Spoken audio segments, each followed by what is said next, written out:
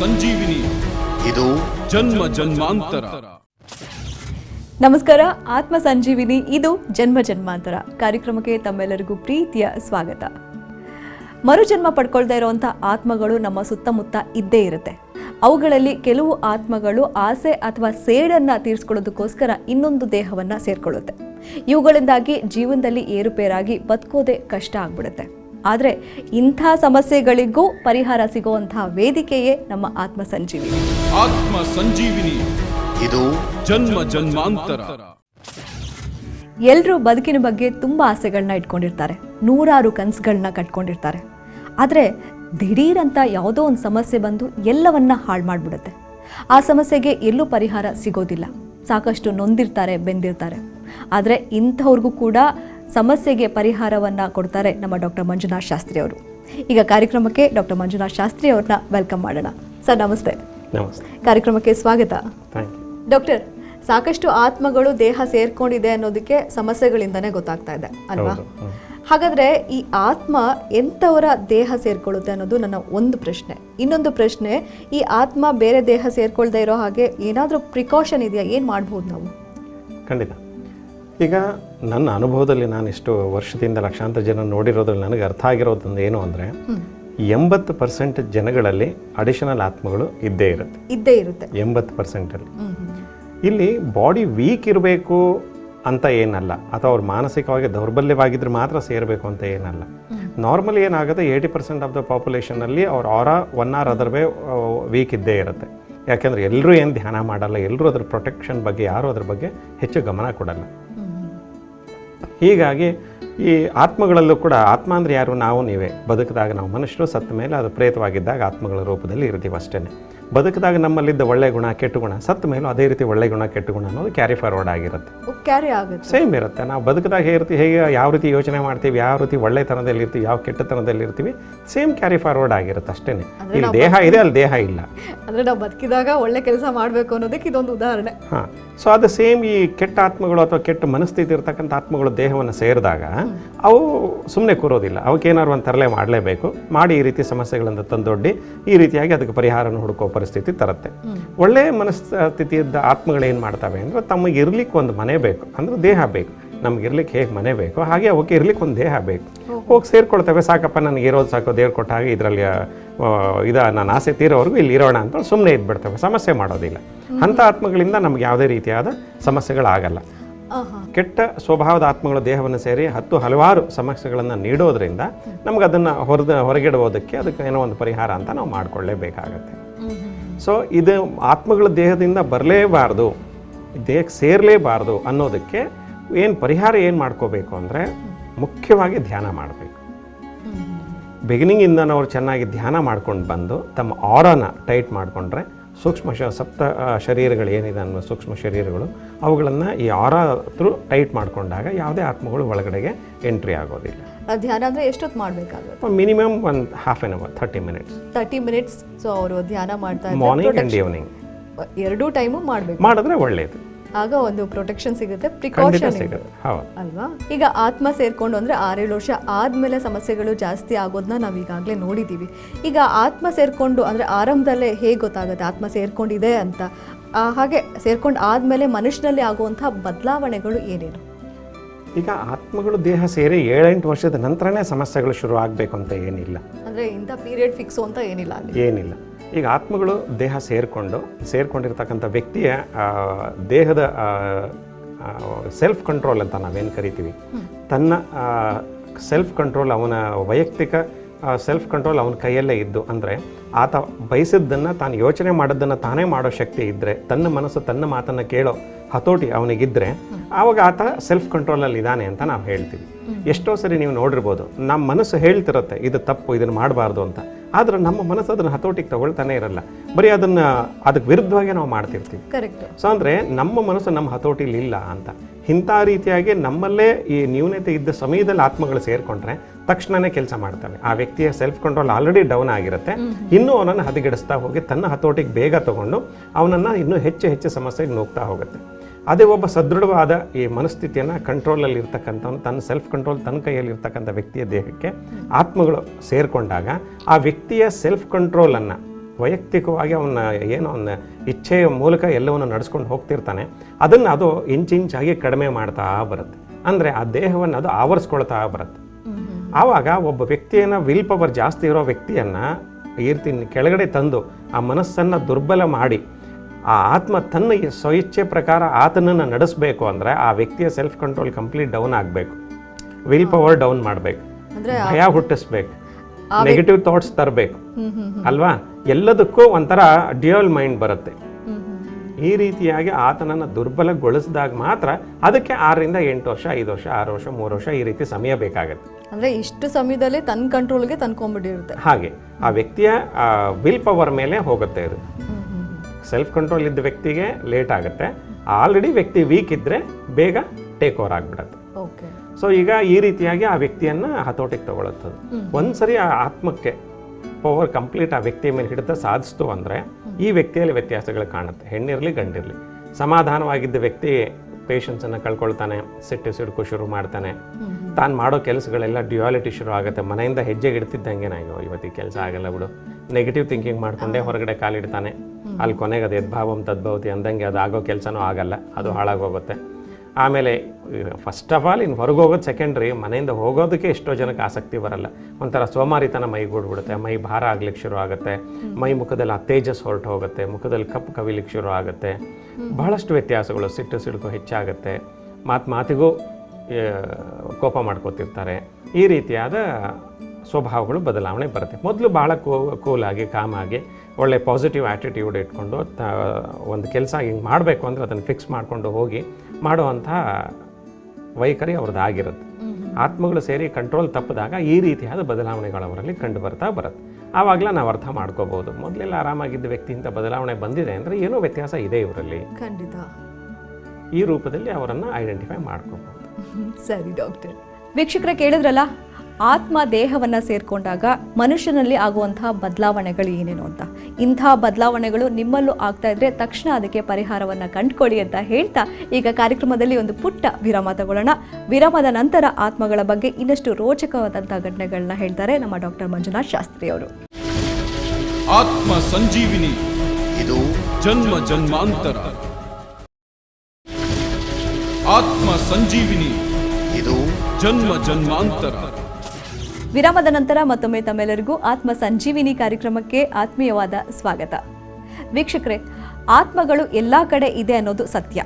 ಹಾಗೆ ಕೆಲವೊಂದು ಜಾಗಗಳಲ್ಲಿ ಅವುಗಳ ಇರುವಿಕೆ ವಿಶೇಷ ಅನುಭವವನ್ನು ಕೊಡೋದು ಅಷ್ಟೇ ಸತ್ಯ.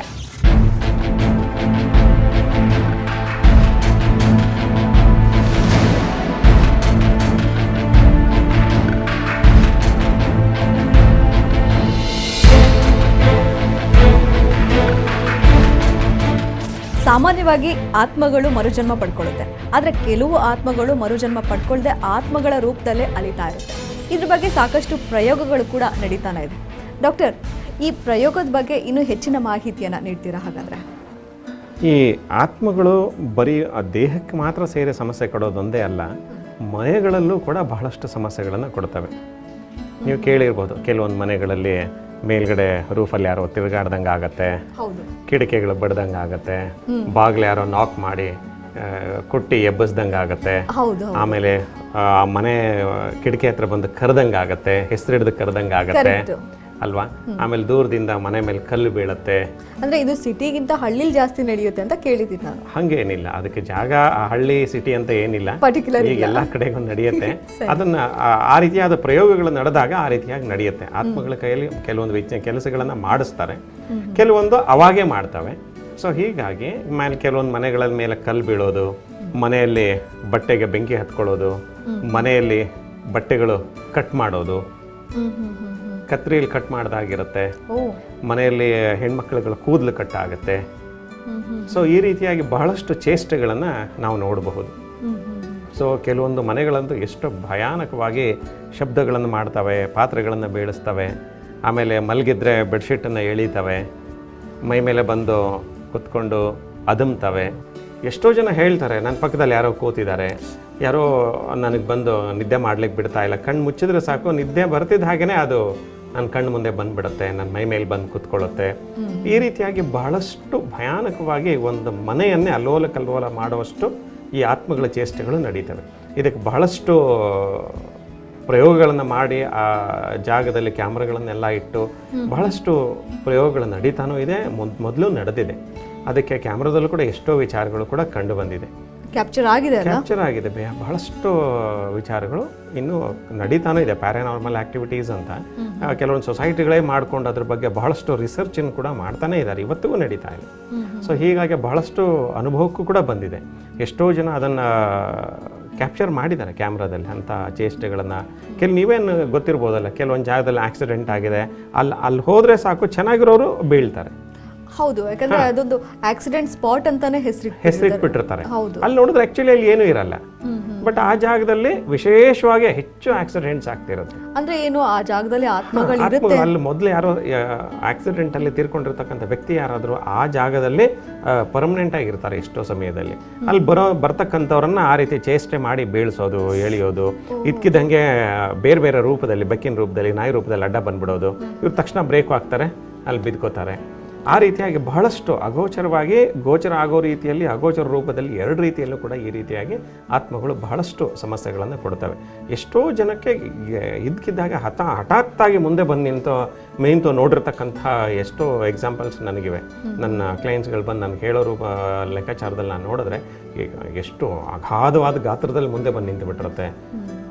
ಅವರು ಕೊಡೋ ಪ್ರತಿಯೊಂದು ಎಕ್ಸ್ಪ್ಲನೇಷನ್ ನೋಡಿದ್ರೆ, ಅವರ ಭಯ, ಆತಂಕ ಅದನ್ನೆಲ್ಲ ನೋಡಿದ್ರೆ ಪ್ರಾಕ್ಟಿಕಲ್ ಆಗಿ ಬಹಳಷ್ಟು ಜನ ಅನುಭವಿಸ್ತಾನೆ ಇದ್ದಾರೆ. ಕೆಲವೊಬ್ಬರು ಅನುಭವಕ್ಕೆ ಬರದೇ ಇರೋರು ಆ ರೀತಿಯಾಗಿ ಹೇಳ್ಬೋದು, ಬಿಟ್ಟರೆ ಎಲ್ಲವನ್ನೂ ಪ್ರತ್ಯಕ್ಷವಾಗಿ ಪ್ರಮಾಣಿಸ್ಕೊಂಡು ಅದನ್ನು ಅನುಭವಿಸಿ ನೋಡಬೇಕಲ್ವೇ. ಅನುಭವ ಮಾಡಿದಾಗಲೇ ಅದ್ರ ಬಗ್ಗೆ ಗೊತ್ತಾಗ್ಲಿಕ್ಕೆ ಸಾಧ್ಯ. ಸೊ ಹೀಗಾಗಿ ಆತ್ಮಗಳು ಬಹಳಷ್ಟು ರೀತಿಯಲ್ಲಿ ಮನೆಗಳಲ್ಲೂ ಕೂಡ ಈ ರೀತಿಯಾದ ಚೇಷ್ಟೆಗಳನ್ನು ಮಾಡಬಹುದು. ಅದನ್ನು ಕೂಡ ಈ ಆತ್ಮಚಿಕಿತ್ಸೆಯಲ್ಲಿ ಕಂಡು ಹಿಡಿದು ಖಂಡಿತವಾಗೋದನ್ನು ಪರಿಹರಿಸಬಹುದು. ಈಗ ಮನೆ ಅಂತಂದ್ರೆ ಅಂಥ ಮನೆಗಳು ಒಂದು ಸ್ವಲ್ಪ ನೋಡಿದ ತಕ್ಷಣ ನಮಗೆ ನೆಗೆಟಿವ್ ಫೀಲ್ ಆಗುತ್ತೆ. ಹೌದು, ರಾವ್ ಹೊಡೆಯುತ್ತೆ ಅಂತೀವಿ. ಕರೆಕ್ಟ್. ಮನೆಗೆ ಹೋದ ತಕ್ಷಣ ಒಂಥರ ನೆಗೆಟಿವ್ ಫೀಲ್ ಆಗುತ್ತೆ, ಒಂಥರ ಶಾಖ, ಒಂಥರ ಮನಸ್ಸಿಗೆ ಏನೋ ಒಂಥರ ಪ್ರಿಕ್ ಆಗುತ್ತೆ. ಕರೆಕ್ಟ್. ಒಳಗಡೆ ಹೋಗ್ತಿದ್ದಂಗೆನೆ ಅಲ್ಲಿರೋದಕ್ಕೆ ಮನ್ಸು ಒಪ್ಪಲ್ಲ. ಯಾವಾಗ ಹೊರಗೆ ಹೋಗ್ತೀನಿ, ಯಾವಾಗ ಅಲ್ಲಿಂದ ಹೊರಟೋಗ್ತೀನಿ, ಹಂಗೆ ಮನ್ಸು ಅಂತಾನೆ ಇರೋದು. ಸೊ ನಮಗೆ ಗೊತ್ತಿಲ್ಲದಂಗೆ ನಮ್ಮ ಸಬ್ಕಾನ್ಷಿಯಸ್ ಮೈಂಡ್, ನಮ್ಮ ಅಂತರಾತ್ಮ ಅದನ್ನು ಸೆನ್ಸ್ ಮಾಡುತ್ತೆ. ವೀಕ್ಷಕರೇ, ನೋಡಿದ್ರಲ್ಲ, ಆತ್ಮಗಳು ಇದೆ ಅನ್ನೋದಕ್ಕೆ ಸಾಕಷ್ಟು ಪ್ರಯೋಗಗಳು ನಡೀತಾನೆ ಇದೆ. ಅದಕ್ಕೆ ಉದಾಹರಣೆ ಕೂಡ ನಮ್ಮ ಡಾಕ್ಟರ್ ಮಂಜುನಾಥ್ ಶಾಸ್ತ್ರಿ ಅವರು ಈಗ ತಾನೇ ಹೇಳಿದ್ರು. ಈಗ ಕಾರ್ಯಕ್ರಮದಲ್ಲಿ ಒಂದು ಪುಟ್ಟ ವಿರಾಮ ತಗೊಳ್ಳೋಣ. ವಿರಾಮದ ನಂತರ ವ್ಯಕ್ತಿಯೊಬ್ಬರ ಸಮಸ್ಯೆಗೆ ನಮ್ಮ ಡಾಕ್ಟರ್ ಮಂಜುನಾಥ್ ಶಾಸ್ತ್ರಿ ಅವರು ಯಾವ ರೀತಿಯ ಪರಿಹಾರವನ್ನ ನೀಡ್ತಾರೆ ಅಂತ ನೋಡೋಣ. ಆತ್ಮ ಸಂಜೀವಿನಿ, ಇದು ಜನ್ಮ ಜನ್ಮಾಂತರ. ಆತ್ಮ ಸಂಜೀವಿನಿ, ಇದು ಜನ್ಮ ಜನ್ಮಾಂತರ. ವಿರಾಮದ ನಂತರ ಮತ್ತೊಮ್ಮೆ ತಮ್ಮೆಲ್ಲರಿಗೂ ಆತ್ಮ ಸಂಜೀವಿನಿ ಕಾರ್ಯಕ್ರಮಕ್ಕೆ ಆತ್ಮೀಯವಾದ ಸ್ವಾಗತ. ವೀಕ್ಷಕರೇ, ಸಮಸ್ಯೆ ಮನುಷ್ಯನ ಆತ್ಮವಿಶ್ವಾಸವನ್ನೇ ಹಾಳು ಮಾಡುತ್ತೆ, ಬದುಕಿನ ಆಸೆಗಳನ್ನ ಕಡಿಮೆ ಮಾಡುತ್ತೆ, ಮುಖದಲ್ಲಿ ನಗು ಮೂಡ್ತಿರೋ ಹಾಗೆ ಮಾಡುತ್ತೆ. ಇಂಥ ಸಮಸ್ಯೆಯಿಂದ ವ್ಯಕ್ತಿಯೊಬ್ಬರನ್ನ ನಮ್ಮ ಡಾಕ್ಟರ್ ಮಂಜುನಾಥ್ ಶಾಸ್ತ್ರಿ ಅವರು ಹೇಗೆ ಹೊರಗೆ ತರ್ತಾರೆ ಅಂತ ನೋಡೋಣ. ಗೋವಿಂದಪ್ಪರೇ, ನಿಮ್ಮ ಬಗ್ಗೆ ಆಗಲಿ, ನಿಮ್ಮ ಸಮಸ್ಯೆ ಬಗ್ಗೆ ಆಗಲಿ ವ್ಯಕ್ತಿಗೆ ಏನಾದರೂ ಗೊತ್ತೇ? ಇಲ್ಲ. ರಿಲ್ಯಾಕ್ಸ್.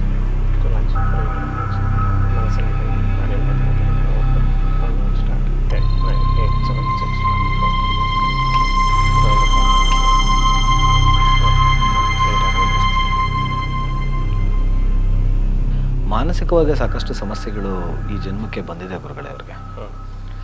ಮುಖ್ಯವಾಗಿ ಹೇಳ್ಬೇಕು ಅಂದರೆ ಇವ್ರು ಯಾರ ಹತ್ರನೂ ಒಳ್ಳೆ ಸಂಪರ್ಕನೇ ಇಟ್ಕೊಳಕ್ಕಾಗ್ತಾ ಇಲ್ಲ ಅವ್ರಿಗೆ.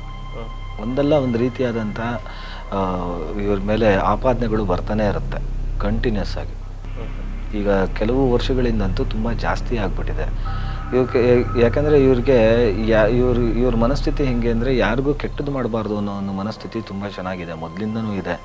ನೇಮನಿಷ್ಠೆ ಸ್ವಲ್ಪ ಜಾಸ್ತಿ, ನೇರವಾದ ಮಾತು, ನೇರವಾದ ನುಡಿ, ನೇರವಾದ ನಡೆ. ಸೊ ಆ ರೀತಿಯಾಗಿ ಬೆಳ್ಕೊಂಬಂದಂಥ ವ್ಯಕ್ತಿತ್ವ ಎಲ್ಲ ತುಂಬ ಪಾಸಿಟಿವ್ ನೇಚರ್ಡ್ ಪರ್ಸನ್ನು. ಒಂದು ಸಣ್ಣ ವಿಚಾರಕ್ಕೂ ತುಂಬ ಮುತುವರ್ಜಿ ತಗೊಂಡು ಕೆಲಸ ಕಾರ್ಯಗಳನ್ನ ಮಾಡಿಕೊಡುವಂಥ ಮನಸ್ಥಿತಿ ಇರೋರು, ಅವ್ರ ಕೈಲಿ ಆಗಲಿಲ್ಲ ಅಂದರೂ ಶಕ್ತಿ ಮೀರಿ ಮಾಡುವಂಥ ಮನಸ್ಥಿತಿ ಇರೋರು ಇದ್ರು. ಬಟ್ ಇವಾಗ ಯಾವುದು ವರ್ಕ್ ಆಗ್ತಾ ಇಲ್ಲ ಗುರುಗಳೇ ಅವ್ರಿಗೆ. ನಿಜನಾ? ನಿಜ. ಸುಮ್ಮನೆ ತಲೆ ಮೇಲೆ ಬರುತ್ತೆ, ಎಲ್ಲ ಬರುತ್ತೆ. ಸುಮ್ಮನೆ ದುಃಖ ಏನಾದರೂ ಹೇಳ್ಕೊಬೇಕಂದ್ರೆ ದುಃಖ ಸ್ಟಾರ್ಟ್ ಆಗಿಬಿಡುತ್ತೆ, ತಡ್ಕೊಳಕ್ಕಾಗಲ್ಲ. ಮತ್ತೆ ನೋಡಿದ ಜನಗಳೆಲ್ಲ ಬೇಜಾರಾಗ್ತಿರ್ಬೋದು. ಸರಿ, ಓಕೆ. ಇದರಿಂದ ಮಾನಸಿಕವಾಗಿ ತುಂಬ ವೀಕ್ ಆಗ್ತಾ ಇದ್ದಾರೆ. ಯಾರ ಹತ್ರನೂ ಹೆಚ್ಚಾಗಿ ಸಂಪರ್ಕ ಮಾಡ್ಲಿಕ್ಕೆ ಆಗ್ತಾ ಇಲ್ವಲ್ಲ ಅನ್ನೋ ಮನೋವೇದನೆ ಜಾಸ್ತಿ ಆಗ್ತಾ ಇದೆ. ಕಂಟ್ರೋಲ್ ಮಾಡ್ಕೊಳಕ್ಕಾಗ್ತಿಲ್ಲ. ಮೊದಲಿದ್ದ ತಾಳ್ಮೆ ಇವಾಗ ಸಾಕಷ್ಟು ಕಮ್ಮಿ ಆಗೋಗಿದೆ. ಈಗ ಒಂದು ರೀತಿಯಾದಂಥ ಸಿಡುಕು ಜಾಸ್ತಿ ಬರ್ತಾ ಇದೆ. ಪೇಷನ್ಸ್ ಲೆವೆಲ್ ಇಲ್ದಿರೋದ್ರಿಂದ ಒಂಥರ ಹತಾಶವಾಗೋಗಿದೆ. ನಿಮ್ಮ ಕಂಟ್ರೋಲೇ ಹೊರಟೋಗ್ಬಿಡುತ್ತೆ. ಭಯನೇ ಬೀಳಲ್ಲ. ನೀವು ಆ ಕ್ಷಣದಲ್ಲಿ ಏನ್ ಅಂತೀರಾ, ಏನ್ ಮಾತಾಡ್ತೀರಾ ಅನ್ನೋದು ಗೊತ್ತಾಗಲ್ಲ. ಒಂದ್ ವೇಳೆ ನಾನು ಏನಾರ ಮಾತಾಡಿದ್ದೀನಿ ಅಂದ್ರೆ 5 ನಿಮಿಷ ಬಿಟ್ಟು ರಿಯಾಕ್ಷನ್ ಆಗುತ್ತೆ ನನಗೆ. ನಾನು ಮಾತಾಡಿದ್ದು ಆಮೇಲೆ ಬೇಸರ ಆಗುತ್ತೆ. ತಪ್ಪು. ಸ್ನೇಹಿತ ವರ್ಗದವರು, ಬಂಧು ವರ್ಗದವರು, ಇಲ್ಲ ತುಂಬ ಹತ್ತಿರದಿಂದ ಇವ್ರನ್ನ ಒಡನಾಟದಲ್ಲಿ ಇದ್ದಂಥ ಸಂಬಂಧಗಳಲ್ಲಿ ಯಾರು ಇವ್ರ ಹತ್ರ ಇಲ್ಲ ಗುರುಗಳೇ. ಹೌದಾ? ಕರೆಕ್ಟ್. ಒಬ್ಬಂಟಿ ಆಗ್ಬಿಟ್ಟಿದ್ದೀರಾ, ಎಲ್ಲರನ್ನೂ ಕಳ್ಕೊಂಡ್ಬಿಟ್ಟಿದ್ದೀರಾ. ಅಂದರೆ ಎಲ್ಲರೂ ಜೊತೆಲೇ ಇದ್ದಾರೆ, ಬಟ್ ಯಾರೂ ಜೊತೆಲಿಲ್ಲ.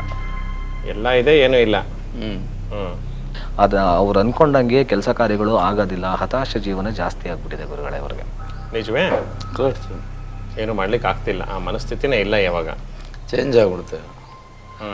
ಮನಸ್ಸಿಗೆ ಶಾಂತಿ ಇಲ್ಲದೆ ಇರೋದ್ರಿಂದ ನೆಮ್ಮದಿಯಾಗಿ ನಿದ್ದೆ ಮಾಡೋಕ್ಕಾಗ್ತಾ ಇಲ್ಲ. ಈಗ ಸೋಂಬೇರಿತನ, ಆಲಸ್ಯತನ ತುಂಬ ಜಾಸ್ತಿ ಆಗ್ಬಿಟ್ಟಿದೆ. ಅಂದರೆ ಇವತ್ತು ಮಾಡ್ಕೊಳ್ಳೋ ಕೆಲಸನ ನಾಳೆ ನಾಡಿದ್ದು ಮಾಡ್ಕೊಳ್ಳೋಣ, ಮನ್ಸಿಗೆ ಬಂದಾಗ ಮಾಡ್ಕೊಳ್ಳೋಣ ಅಂತ ಮನಸ್ಥಿತಿ ಇದೆ. ಮೊದಲು ಯಾವತ್ತೂ ಆ ರೀತಿ ಮಾಡಿದವರಲ್ಲ. ಇವತ್ತು ಮಾಡೋ ಕೆಲಸನ ಈಗಲೇ ಮಾಡಿ ಮುಗಿಸ್ಬೇಕು ಅನ್ನೋ ಒಂದು ಮನಸ್ಥಿತಿ ಛಲ ಜಾಸ್ತಿ ಇತ್ತು. ಸಮಸ್ಯೆಗಳು ಬಂದರೆ ಅದನ್ನು ನಿಭಾಯಿಸ್ಕೊಂಡು ಹೋಗುವಂಥ ಆತ್ಮವಿಶ್ವಾಸ ಇತ್ತು. ಈಗ ಅದೆಲ್ಲ ಕಮ್ಮಿ ಆಗಿರೋದ್ರಿಂದ ಯಾವುದು ಬೇಡ ಅಂತ ಅನಿಸುತ್ತೆ. ಕೆಲಸ ಮಾಡಬೇಕು ಅಂತಲೇ ಅನಿಸೋದಿಲ್ಲ.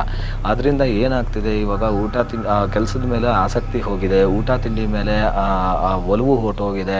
ಈಗ ವಿಚಾರಗಳಿಂದ ಹೊರಟೋಗ್ತಾ ಇದ್ದಾರೆ, ಕೆಟ್ಟ ವಿಚಾರಗಳಿಂದನೇ ಹೊರಟೋಗ್ತಾ ಇದ್ದಾರೆ. ಮೈಕೈಯಲ್ಲೆಲ್ಲ ತುಂಬ ಸೆಳೆತ ಜಾಸ್ತಿ ಆಗ್ತಾ ಇದೆ, ಬಿಗಿತಾ ಇದೆ. ಒಂಥರ ದೇಹ ಎಲ್ಲ ಅವ್ರಿಗೆ ಭಾರ ಅಂತ ಅನ್ನಿಸ್ತಾ ಇದೆ ಗುರುಗಳೇ. ನಿಜನಾ? ನಿದ್ರೆ ಇಲ್ಲ, ನಿದ್ರೆ ಬರ್ತಾ ಇಲ್ಲ. ಮೊದಲೇ ಅವ್ರು ಹೇಳಿದ ಥರ ನಿದ್ರೆ ತೊಂದರೆ. ನಿಮ್ಮ ಬಗ್ಗೆ ಹೇಳಿದ್ದೆಲ್ಲ ಕರೆಕ್ಟ್ ಆಗಿದೆಯಾ? ಕರೆಕ್ಟ್ ಆಗಿದೆ. ಸಮಾಧಾನ ಇದೆಯಾ? ಸಮಾಧಾನ ಇದೆ. ಬಟ್ ಇದು ಮನಸ್ಸಲ್ಲಿ ಕಾರಣ ಇಷ್ಟೆಲ್ಲ ಸಮಸ್ಯೆಗಳಾಗ್ತಾ ಇದ್ರು, ಇದ್ರ ಮೂಲ ಇದು ಯಾಕೆ ಹೀಗೆ ಆಗ್ತಿದೆ ಅಂತ ಎಲ್ಲೂ ತಿಳ್ಕೊಳ್ಳೋ ಪ್ರಯತ್ನ ಪಡ್ಲಿಲ್ವೇ? ನಾನೆಲ್ಲ ದೇವಸ್ಥಾನ ಮತ್ತೆ ದೇವರುಗಳು ಎಲ್ಲ ಗುರೂಜಿಯರ ಹತ್ರ ಎಲ್ಲ ಹೋಗಿದ್ದೀನಿ ಸ್ವಾಮಿ. ಏನು ನಮಗೆ ಏನು ಕಂಡು ಬರಲಿಲ್ಲ. ನಮಗೆ ಹಣದುಬ್ಬರದಿಂದ ನಾವು ಬಡವರು ಹೋಗೋಕ್ಕಾಗಿಲ್ಲ. ಅದರಿಂದ ಸುಮ್ಮನೆ ಆಗ್ಬಿಟ್ಟಿದ್ದೀನಿ ನಾನು. ಓಕೆ, ಬೇರೆ ಟ್ರೀಟ್ಮೆಂಟ್ ತಗೊಂಡಿದ್ದೀನಿ. ನಿವಾನ್ಸ್ ಟ್ರೀಟ್ಮೆಂಟ್ ಆಗಿದೆ. ಬಟ್ ಅದು ನನಗೇನು ಮಾತ್ರೆ ಅಲರ್ಜಿ ತಿನ್ನಬಾರ್ದು ಅಂತ ಅದನ್ನ ಬಿಟ್ಬಿಟ್ಟೆ. ಬೇರೆ ಯಾರು ಹೇಳಿದ್ರು. ಆನಂತರ ನಿಮ್ಮ ಕಾರ್ಯಕ್ರಮಕ್ಕೆ ಬರಬೇಕು ಅನಿಸುತ್ತೆ, ಬಂದಿದೆ. ಏನು ಇದಕ್ಕೆಲ್ಲ ಕಾರಣ ಗುರುಗಳೇ? ಇದಕ್ಕೆ ಕಾರಣ ಇವ್ರಿಗೆ ಮಾಟ ಆಗಿದೆ ಗುರುಗಳೇ. ಮಾಟ ಆಗಿ ತುಂಬ ವರ್ಷಗಳೇ ಆಗಿದೆ ಅವ್ರಿಗೆ. 17 ವರ್ಷ ಆಗಿದೆ ಗುರುಗಳೇ ಅವ್ರಿಗೆ ಮಾಟ ಆಗಿ. ಆಮೇಲೆ ಫಾಲ್ತು ಆತ್ಮ ಬಂದು 11 ವರ್ಷ ಆಗಿದೆ ಗುರುಗಳೇ ಅವ್ರಿಗೆ. 15 ವರ್ಷಕ್ಕೆ ಇವ್ರಿಗೆ ಮದ್ದು ಕೂಡ ಬಿದ್ದಿದೆ. ಆ ಮಂದತ್ವ ಆಗ್ಬೋದು, ಆ ನಿಶಕ್ತಿತನ ಆಗ್ಬೋದು, ಏನು ಕೆಲಸ ಮಾಡೋಕ್ಕಾಗದೇ ಇರುವಂಥ ಮನಸ್ಥಿತಿ ಏನಿದೆ ಅದೆಲ್ಲ ಈ ಮದ್ದು ಬಿದ್ದ ಮೇಲೆ ಏನಾಗ್ತಿದೆ ಹಂತವಾಗಿ ಬೆಳೀತಾ ಬಂತು. ಇವರು ತುಂಬ ಸದೃಢವಾಗಿದ್ದವರು, ಮಾನಸಿಕವಾಗಿ ತುಂಬ ಪಾಸಿಟಿವ್ ಆಗಿ ಯೋಚನೆ ಮಾಡೋರು. ಮೊದಲು ಏನು ಇದೆಲ್ಲ ಅಷ್ಟೊಂದು ತೀವ್ರತೆಯಿಂದ ತಗೊತಿರ್ಲಿಲ್ಲ.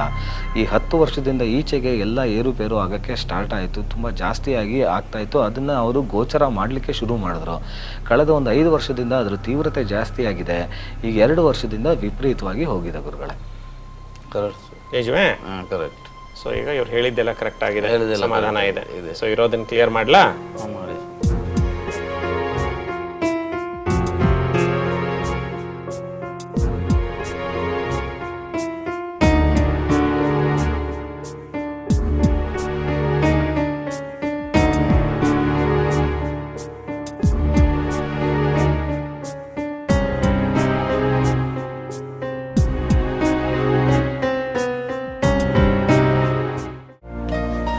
ದೇಹದಲ್ಲಿರೋ ಆತ್ಮನೂ ಕ್ಲಿಯರ್ ಆಗಿದೆ.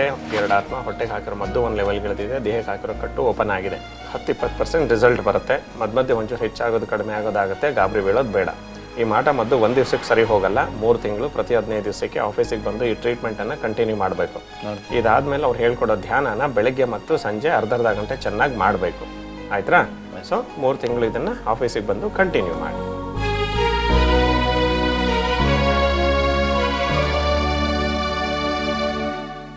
ನಾನು ಪೂರ್ಣ ಭಜನೆ ಬೆಂಗಳೂರಿಂದ ಬೆಂಗಳೂರಲ್ಲಿ ವಾಸವಾಗಿರೋದು. ಅಲ್ಲಿಂದ ಬಂದಿದ್ದೀನಿ. ನನ್ನೂರು ಬಂದು ಮಾಗಡಿ ಹತ್ರ ತಾವರೆಕೆರೆ. ನನಗೆ 2-3 ವರ್ಷದಿಂದ ಸಮಸ್ಯೆಗಳು ಇರೋದರಿಂದ ನಾನು ಎಲ್ಲ ಕಡೆ ಎಲ್ಲ ಗುರೂಜಿಯವ್ರ ಹತ್ರನೂ ಹೋಗಿ ನೋಡಿದೆ. ಏನು ಮೇಲಾಗಿಲ್ಲ. ಬಟ್ ಮಂಜುನಾಥ್ ಗುರೂಜಿಯವ್ರ ಹತ್ರ ಹೋಗಿ ಭೇಟಿಯಾದಾಗ ನನಗೆ ಅನ್ನಿಸ್ತು ಸ್ವಲ್ಪ ಕಮ್ಮಿ. ಇವಾಗ ಇವತ್ತಿಂದ ಎಲ್ಲ ಕ್ಲಿಯರ್ ಆಗಿದೆ, ಸಮಸ್ಯೆ ಎಲ್ಲ ಕ್ಲಿಯರ್ ಆಗಿದೆ. ಗುರೂಜಿಗೆ ಧನ್ಯವಾದಗಳು ಅಂತೇಳಿ ಹೊರಡ್ತಾ ಇದ್ದೀನಿ. ಎಲ್ಲ ಮುಗ್ದೇ ಹೋಯ್ತು, ಜೀವನದಲ್ಲಿ ಇನ್ನೇನು ಸುಖ ಅನ್ನೋದೇ ಇಲ್ಲ ಅಂತ ಅಂದ್ಕೊಂಡವ್ರಿಗೂ ಕೂಡ ಆತ್ಮಚಿಕಿತ್ಸೆಯಲ್ಲಿ ಪರಿಹಾರ ಪಡ್ಕೊಂಡು ಅವರು ಹೊಸ ಜೀವನವನ್ನು ಕಂಡುಕೊಂಡಿದ್ದಾರೆ. ಕೊನೆಗೆ ತೃಪ್ತಿ ಕೊಡೋದು ಇದೆ ಅಲ್ವಾ? ಏನಂತೀರಾ ಡಾಕ್ಟರ್? ನಿಮ್ಮಲ್ಲಿ ಬರುವಂತಹ ಸಾಕಷ್ಟು ಸಮಸ್ಯೆಗಳಿಗೆ ಪರಿಹಾರವನ್ನು ಕೊಟ್ಟಿದ್ದೀರಾ, ಆದರೆ ನಿಮಗೆ ತುಂಬ ತೃಪ್ತಿ ಕೊಟ್ಟಂತಹ ಯಾವುದಾದ್ರು ಒಂದು ಉದಾಹರಣೆನ ನಮ್ಮ ಜೊತೆ ಹಂಚ್ಕೋತೀರಾ ಇವತ್ತು? ನಾನು ಮೊದಲೇ ಹೇಳಿದ ಹಾಗೇನೆ ಮಕ್ಕಳ ಸಮಸ್ಯೆನ ಬಗೆಹರಿಸೋದ್ರಲ್ಲಿ ತುಂಬ ನನಗೆ ತೃಪ್ತಿ ಕೊಟ್ಟಿದ್ದು. ಅದರಲ್ಲಿ ಇನ್ನೊಂದು ಎಕ್ಸಾಂಪಲ್ ಹೇಳಬೇಕು ಅಂದರೆ, ಒಬ್ಬ 45 ವಯಸ್ಸಿನ ವ್ಯಕ್ತಿಯನ್ನು ನನ್ನ ಹತ್ರ ಕರ್ಕೊಂಡು ಬಂದಿದ್ರು. ಆ ಕರ್ಕೊಂಡು ಬಂದ ತಂದೆ ತಾಯಿಗೆ ಮಕ್ಕಳಿರಲಿಲ್ಲ. ಈ ವ್ಯಕ್ತಿಯನ್ನು ಅವರು ದತ್ತು ತಗೊಂಡಿದ್ರು. ಸಮಸ್ಯೆಯಲ್ಲಿದ್ದ, ಚಿಕ್ಕದ್ರಿಂದಾನು 5ನೇ ವಯಸ್ಸಿನಿಂದನೂ ಅವನಿಗೆ ಆ ಸಮಸ್ಯೆ ಇತ್ತು. ಈಗ ನನ್ನ ಹತ್ರ ಕರ್ಕೊಂಡು ಬಂದಾಗ 45 ವರ್ಷ ವಯಸ್ಸು. ಆ ಸಮಸ್ಯೆಯಲ್ಲಿ ಬಳಲ್ತಾ ಇದ್ದಿದ್ದರಿಂದ ಆ ತಂದೆ ತಾಯಿಗೆ ಆ ಥರ ನನ್ನ ಸಾಕ್ಲಿಕ್ಕೆ ಆಗದೇ ಇದ್ದಾಗ ಒಬ್ಬರು ಈತನನ್ನು ದತ್ತು ತಗೊಂಡಿದ್ರು. ಆ ತಂದೆ ತಾಯಿ ಈತನನ್ನು ರೆಡಿ ಮಾಡಬೇಕು ಅಂತ ಹಲವಾರು ವರ್ಷಗಳಿಂದ ಸುತ್ತಿ ಅವರಿಗೆ ಸಮಸ್ಯೆ ಬಗೆಹರಿಲಿಲ್ಲ. ಆತನ ಸಮಸ್ಯೆ ಏನು ಅಂದರೆ, 5 ವರ್ಷದಲ್ಲಿ ಮಗುವಿನ ಸ್ಥಿತಿ ಹೇಗಿತ್ತೋ ಹಾಗೆ 45 ವರ್ಷದಲ್ಲಿ ಬಂದಾಗಲೂ ಹಾಗೆ. ಅಂದರೆ ಆತನಿಗೆ ಏನೇ ಬೈದರು, ಏನೇ ಅಂದರು ಏನೂ ಅರ್ಥ ಆಗಲ್ಲ, ಹೊಟ್ಟೆ ಹಸಿವು ಕೂಡ ಗೊತ್ತಾಗಲ್ಲ, ಊಟ ಕೂಡ ಕೇಳಲ್ಲ. ಸೊ ಇಂಥ ಒಬ್ಬ ವ್ಯಕ್ತಿನ ಕರ್ಕೊಂಬಂದರು. ಅವ್ರ ಕನ್ಸರ್ನ್, ತಂದೆ ತಾಯಿ ಅದನ್ನು ದತ್ತು ತೊಗೊಂಡವ್ರ ಕನ್ಸರ್ನ್ ಏನು ಅಂದರೆ, ನಮಗೂ ವಯಸ್ಸಾಗೋಯ್ತು, ಈಗ ಏನೆಲ್ಲ ಪ್ರಯತ್ನ ಮಾಡೋದು, ಇವನಿಗೆ ಏನೂ ಮಾಡ್ಲಿಕ್ಕೆ ಆಗಲಿಲ್ಲ, ನಮ್ಮ ಕೈಯಲ್ಲಿ ಇದಕ್ಕೆ ಪರಿಹಾರನೇ ಸಿಗಲಿಲ್ಲ, ನಮಗೆ ನಿಮ್ಮ ಹತ್ರ ಏನಾದ್ರು ಆಗ್ಬೋದಾ ಅಂತ ಕೇಳೋದು. ನಾವು ಅದನ್ನು ಯೋಗ ನಿದ್ರೆಗೆ ಬಳಸಿ ನೋಡಿದಾಗ ಅವನ ಹಿಂದಿನ ಜನ್ಮದ ಸಮಸ್ಯೆ ಇದ್ದಿದ್ದರಿಂದ ಅವನಲ್ಲಿ ಆ ಭಾವನಾ ಎಲ್ಲ ಕಂಪ್ಲೀಟ್ ಬ್ಲಾಕ್ ಆಗಿತ್ತು. ಅದನ್ನು ನಾವು ನೋಡಿ ವೀಕ್ಲಿ ಟ್ರೀಟ್ಮೆಂಟ್ ಅಂತ ಕೊಡ್ತೀವಿ. ಯಾಕೆಂದರೆ ಅವನು ಯಾವುದಕ್ಕೂ ಸ್ಪಂದಿಸದೇ ಇದ್ದಿದ್ದರಿಂದ ಅವನು ಧ್ಯಾನ ಮಾಡೋ ಸ್ಥಿತಿಯಲ್ಲಿಲ್ಲ. ಕರೆಕ್ಟ್. ಅಂಥ ಸಂದರ್ಭದಲ್ಲಿ ನಾವು ಅವನನ್ನು ಸರಿ ಮಾಡಬೇಕು. ಅದು ಬಹಳಷ್ಟು ಚಾಲೆಂಜಿಂಗು ಮತ್ತು ಬಹಳಷ್ಟು ಸಮಯ ಹಿಡಿಯುವಂಥ ಕೆಲಸ. ಆದರೂ ಕೂಡ ಆಯಿತು ಅಂತ ಅದನ್ನು ಒಪ್ಕೊಂಡು ಅದನ್ನು ಚಾಲೆಂಜ್ ತೊಗೊಂಡು 4 ತಿಂಗಳು ಕಂಟಿನ್ಯೂಸ್ ಆಗಿ ಟ್ರೀಟ್ಮೆಂಟ್ ಕೊಟ್ಟು 4 ತಿಂಗಳ ನಂತರದ ಉತ್ತರ ಏನು ಅಂದರೆ, ಆತನಲ್ಲಿ ಭಾವನೆಗಳು ಬಂದಿದ್ದು. ಹೊಟ್ಟೆ ಹಸಿತಾ ಇದೆ, ಊಟ ಕೊಡಿ ಅಂತ ಕೇಳಿದ್ದು. ಸೊ ಆ ಮೊದಲಿನ ಸ್ಥಿತಿ ಹೇಗಿತ್ತು ಅಂದರೆ, ನೀವು ಬೆರಳನ್ನು ಹಿಡಿದು ಚೆಚ್ಚಿ ರಕ್ತ ಬರ್ತಾ ಇದ್ರು, ಅವನಿಗೇನು ಅನ್ನಿಸ್ತಿರ್ಲಿಲ್ಲ, ಫೀಲಿಂಗ್ಸೇ ಇಲ್ಲ. ಆ 4 ತಿಂಗಳು ಕಂಟಿನ್ಯೂಸ್ ಆಗಿ ವೀಕ್ಲಿ ಟ್ರೀಟ್ಮೆಂಟ್ ಅಂತ ಮಾಡಿ ಅದನ್ನು ಹೀಲ್ ಮಾಡಿದ್ದಕ್ಕೆ 4 ತಿಂಗಳಲ್ಲಿ ಅವನಿಗೆ ಸ್ವಲ್ಪ ಅವೇರ್ನೆಸ್ ಬಂದು, ನಾನು ಯಾರು, ಎಲ್ಲಿದ್ದೀನಿ, ಊಟ ಮಾಡಬೇಕು, ಸ್ನಾನ ಮಾಡಬೇಕು, ನನಗೂ ಒಂದು ಹೊಟ್ಟೆ ಅನ್ನೋದಿದೆ, ನನಗೊಂದು ಊಟ ಬೇಕು, ಕೇಳಿ ಊಟ ಮಾಡುವಂಥ ಸ್ಥಿತಿಗೆ ಬಂದಿದ್ದೆ. So at the age of 45, 45ನೇ ವಯಸ್ಸಿನಲ್ಲಿ ಅವರಲ್ಲಿ ಒಂದು ಈ ಬದಲಾವಣೆ ಒಂದು ತರಬೇಕು ಅಂದರೆ ಇದು ಭಗವಂತನ ಇಚ್ಛೆನೇ. ಅದು ಅಂಥ ಒಂದು ಅವಕಾಶ ಆ ಭಗವಂತ ನಮಗೆ ಕಲ್ಪಿಸ್ಕೊಟ್ಟಿದ್ದು ಇದು ನನ್ನ ಭಾಗ್ಯ ಅನ್ಬೋದು. ಸೊ ಈ ಒಂದು ಆತ್ಮಚಿಕಿತ್ಸೆಯಲ್ಲಿ ಇಷ್ಟು ಶಕ್ತಿ ಇದೆ ಅನ್ನೋದನ್ನು ಕಂಡು ಅದನ್ನು ನಾವು ಅನುಭವಿಸಿ ಆ ವ್ಯಕ್ತಿಯಲ್ಲಿ ಬದಲಾವಣೆ ಕಂಡಾಗ ನಂಗೆ ತುಂಬ ಸಂತೋಷ ಆಗಿದೆ. ನಿಜವಾಗ್ಲೂ ಈ ಸಂಗತಿ ಕೇಳಿ ನನಗೂ ಖುಷಿ ಆಗ್ತಾ ಇದೆ ಆ್ಯಂಡ್ ಗ್ರೇಟ್ ಕೂಡ. ಡಾಕ್ಟರ್, ಇವತ್ತಿನ ಸಂಚಿಕೆಯಲ್ಲಿ ಸಾಕಷ್ಟು ಮಾಹಿತಿ, ಈಗ ಕೊನೆಯಲ್ಲಿ ಮನಸ್ಸು ಕರಗುವಂಥ ಒಂದು ಸಂಗತಿಯನ್ನು ಹೇಳಿದ್ರಿ. ಧನ್ಯವಾದಗಳು. ನಿಜವಾಗ್ಲೂ ವೀಕ್ಷಕರೇ, ಇದನ್ನು ಕೇಳ್ತಾ ಇದ್ರೆ ನಮ್ಮ ಮನಸ್ಸು ಕರಗುತ್ತೆ. ಯಾಕಂದರೆ ಅಂಥ ಮಗುವನ್ನು ದತ್ತು ಪಡೆದಂಥ ಆ ತಂದೆ ತಾಯಿಯೂ ಕೂಡ ಗ್ರೇಟ್, ಅವ್ರಿಗೊಂದು ಸಲ್ಯೂಟ್. ಹಾಗೆ ಆ ಮಗುವಿಗೆ ಅಂದರೆ ಮಗುವಿನ ಥರ ಇರುವಂಥ ವ್ಯಕ್ತಿಗೆ ಟ್ರೀಟ್ಮೆಂಟ್ ಕೊಟ್ಟು ಅವರು ಕೂಡ ಸಹಜವಾಗಿ ಇರೋದಕ್ಕೆ ಪ್ರಯತ್ನವನ್ನು ಪಡ್ತಾ ಇದ್ದಾರೆ. ಆ ಟ್ರೀಟ್ಮೆಂಟ್ ಸಕ್ಸಸ್ ಆಗ್ತಾ ಇದೆ ಅನ್ನೋದಕ್ಕೆ ನಮ್ಮ ಡಾಕ್ಟ್ರು ಕೂಡ ಕಾರಣ. ಅವ್ರಿಗೂ ಒಂದು ಸಲ್ಯೂಟ್ ಅಂತ ಹೇಳ್ತಾ ಇವತ್ತಿನ ಸಂಚಿಕೆಯನ್ನು ಇಲ್ಲಿಗೆ ಮುಗಿಸ್ತಾ ಇದ್ದೀವಿ. ನಿಮಗೂ ಕೂಡ ಸಮಸ್ಯೆ ಇದ್ದರೆ ನೇರವಾಗಿ ನೀವು ಡಾಕ್ಟರ್ ಮಂಜುನಾಥ್ ಶಾಸ್ತ್ರಿ ಅವ್ರನ್ನ ಭೇಟಿಯಾಗ್ಬೋದು. ಅಂದರೆ ಬರೋಕ್ಕಿಂತ ಮುಂಚೆ ಒಂದು ಅಪಾಯಿಂಟ್ಮೆಂಟ್ ತೊಗೊಂಡು ಬನ್ನಿ, ಅಥವಾ ನೀವು ನಿಮ್ಮ ಸಮಸ್ಯೆಗೆ ಪತ್ರ ಕೂಡ ಬರಿಬಹುದು ಅಂತ ಹೇಳ್ತಾ ಇವತ್ತಿನ ಸಂಚಿಕೆಯನ್ನು ಮುಗಿಸೋಣ. ಮತ್ತೆ ಮುಂದಿನ ಸಂಚಿಕೆಯಲ್ಲಿ ಭೇಟಿಯಾಗೋಣ. ನಮಸ್ಕಾರ. ಈ ಕಾರ್ಯಕ್ರಮದಲ್ಲಿ ಭಾಗವಹಿಸಲು ಸಂಪರ್ಕಿಸಿ. ನಂಬರ್ 470, 13ನೇ ಎ ಕ್ರಾಸ್, 8ನೇ ಮುಖ್ಯ ರಸ್ತೆ, Vyali Kaval, Malleshwaram, Bengaluru 560003. Email mshastri123@gmail.com. Website www.mshastri.in. ದೂರವಾಣಿ ಸಂಖ್ಯೆ 8861999992 8861999993. ಆತ್ಮ ಸಂಜೀವಿನಿ, ಇದು ಜನ್ಮ ಜನ್ಮಾಂತರ.